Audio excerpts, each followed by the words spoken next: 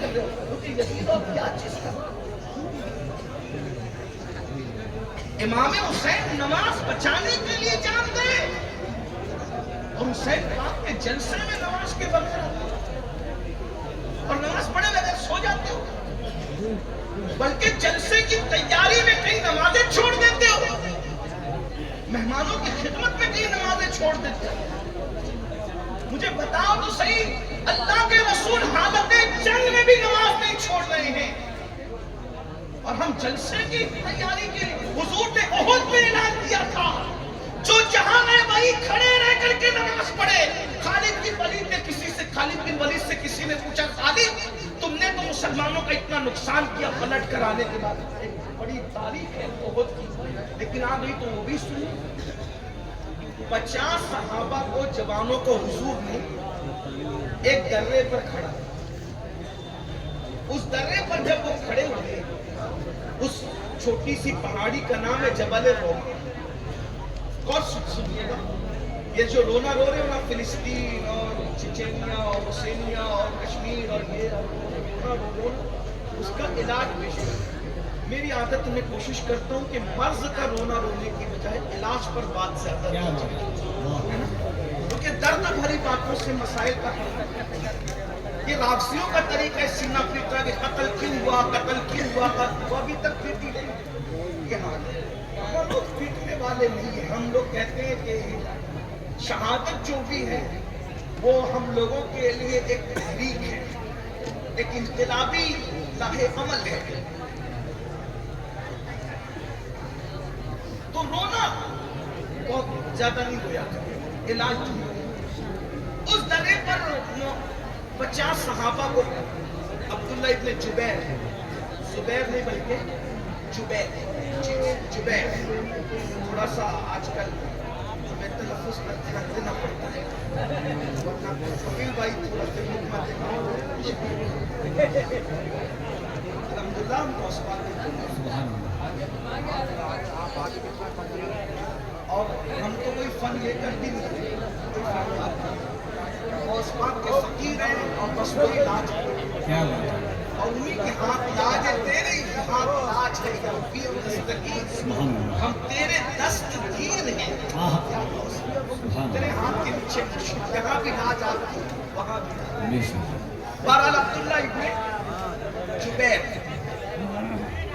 ابن جبیر کو 50 صحابہ دے کر کے کہا کہ اگر حضور کے فرمان سنو، اگر ہم کٹ رہے ہوں تو بھی تم نے نیچے نہیں آئی، اور اگر ہم جنگ جیت چکے ہوں تو بھی تم نیچے۔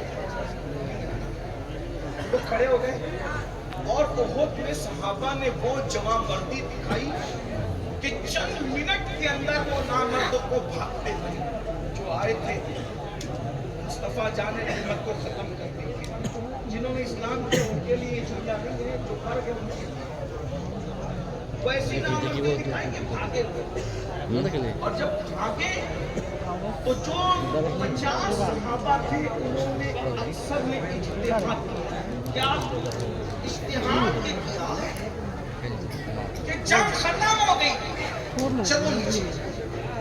ابن جبیر نے کہا نہیں، حضور نے منع کیا،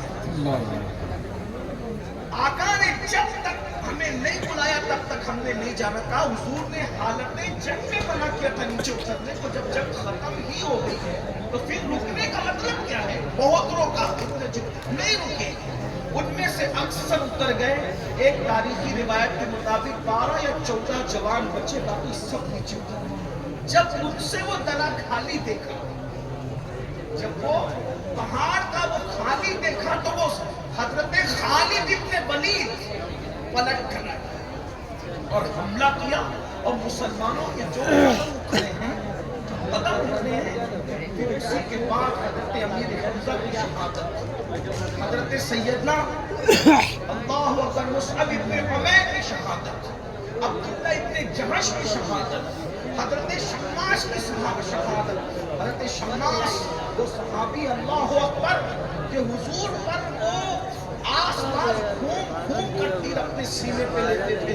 70 صحابہ، حضرت حنظلہ کی شہادت، وسیل الملائکہ حضرت سیدنا حنظلہ تبارک و تعالیٰ کی شہادت. اور پھر یہ کیوں ہوا؟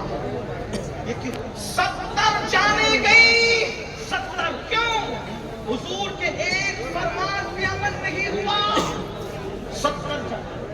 میری قوم کے جوانوں ذرا غور کرو. حضور کے ایک فرمان پہ، نہ میں اس کو خطا کہہ رہا ہوں نہ غلطی کر رہا ہوں، کسی یہ کر رہا ہوں، ایک فرمان پر عمل نہیں ہوا. کس سے؟ روئے زمین پر اصحاب رسول سے بڑی انبیاء کے بعد کوئی قوم ہی نہیں. مقام نبوت کے بعد سب سے بڑا منصب اگر کوئی ہے تو وہ اصحاب رسول. اس لیے کہ انہوں نے اپنی آنکھوں سے مصطفیٰ جان رحمت کا دیدار کیا. بھائیو، جن زلفوں کا ذکر کر کے ہم مچل رہے ہیں، انہوں نے ان زلفوں کو مصطفیٰ جان رحمت کے کندھوں پر لہراتے ہوئے دیکھا ہے. جن آنکھوں کا تذکرہ کرتے ہوئے ہماری آنکھوں میں آنسو ہے، انہوں نے ان مازاد آنکھوں کو اپنی آنکھوں سے دیکھا ہے. جس چہرے پر دعا پر ہم قربان ہونے کی بات کرتے ہیں، اس رکے پر دعا کو انہوں نے بار بار دیکھا ہے. اللہ اکبر. کیا وہ آنکھیں بھی میرے امام کہتے ہیں خدا ان کو کس پیار سے دیکھتا ہے جو آنکھیں ہیں محو لقائے محمد. اللہ اکبر. کیا شان والے وہ تھے، لیکن اس کے باوجود بھی. اور پھر بڑی بات بتاؤں، جن کے گھوڑوں کی ٹاپ سے لگنے والی دھول کی قسم قدرت اٹھائے. والعادیات ضبحا فالموریات قدحا. ارے جن کے گھوڑوں کی ٹاپوں کی قسم، بلکہ گھوڑوں کی ٹاپوں سے لگنے والی دھول کی قسم قدرت اٹھاتی ہے. جن کے گھوڑوں کی دھول کی یہ شان ہے، ان کے خود کے وجود کی شان کا عالم کیا ہے؟ یہ صحابہ ہیں، صحابہ کرام. لیکن ایک بات پر عمل نہیں ہوا. 70 جانے گئی.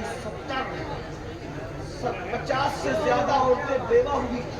توجہ کرنا، ایک بات پر حضور کے عمل نہیں ہوتا ہے. توجہ آپ کی بہت اچھے سے سن لو. بات بہت نازک مقام پر آ گئی.